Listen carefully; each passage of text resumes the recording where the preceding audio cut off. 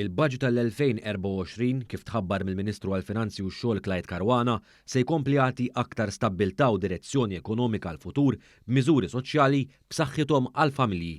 Dawk l-aktar fil-mira tal-miżuri mħabbrin it-tnejn fil-għaxija huma bla dubju l-familji, il-ħaddiema, il-pensjonanti u anke n-negozji.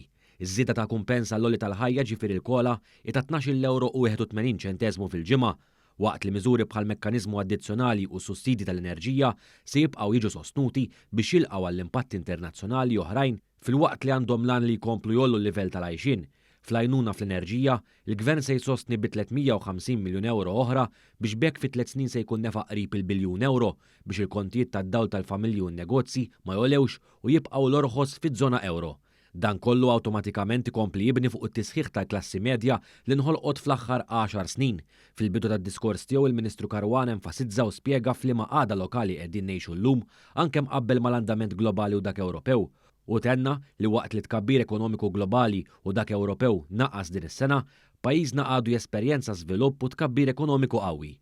Fost il-miżuri ewlenin, il-Ministru Caruana spjega dak li ħabbar il-Prim Ministru l-ħadd, jiġifieri li bil-mekkaniżmu addizzjonali għall-għoli tal-ħajja se jgawdu id-doppju ta' familji. Grazzi għal dan it-tibdil maqbul wara diskussjonijiet mal-unions u għaqdiet oħra rilevanti, fil-fatt in-numru ta' familji eleġibbli kważi se jirdoppja għal 95,000 familja.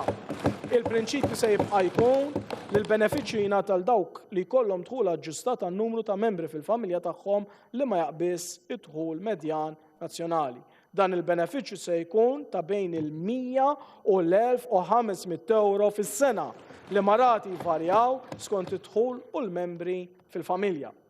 Minn barrek, waqt li se jkomplu l-miżuri li jtejbu l-pagi tal-ħaddiema bħat tnaqqis fit-taxxa tal-part-time u t-taxxa fuq l-overtime, is-sena d-dieħla se jerġa' jkun hemm ir-refużjoni tat-taxxa li bdiet tingħata fl-aħħar snin mill-Gvern. Iċ-ċekk se jkun ta' bejn 60 u l-140 bl-ogħla somma tibqa' tingħata lil dawk l-aktar bidħul baxx. Se nagħmilha ċara sur President qabel jibda l-ispin ta' kull sena tal-Oppożizzjoni din mhux taxxa li tkun tħallset u għalhekk nagħtuilek lura, din hija li tippermetti anzi li tippremja is-sem fis-suq tax-xogħol.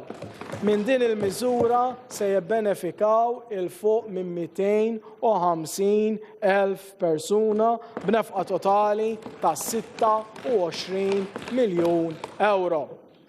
Il-Ministru Caruana saħaq li l-ekonomija Maltija mhux biss mistennija żomm il-momentum pożittiv sal-aħħar ta' din is-sena bitkabbir sod, iżda fl-2024 l-ekonomija mistennija tibqa' dejja bl-istess ritmu u tesperjenza l-akbar tkabbir fl-Ewropa. Aċċenna l-politika soċjali ta' Gvern li jaħseb f'kulħadd illum u għada. Id-dinja mbarra tinbidel u jekk dan il-pajjiż ma jaċċettax ir-realitajiet hemm barra naqgħu lura. L-opportunitajiet id hemm u rridu noħduhom. Mit-turizmu sa' settur finanzjarju, mill-manifattura li nesportaw sal-ħaddiema li jiġu f'pajjiżna. Dan il-pajjiż irid jaqleb fuq il-kwalità u mhux il-kwantità, fuq il-valur tax-xogħol tagħna u mhux fuq kemm naħdmu.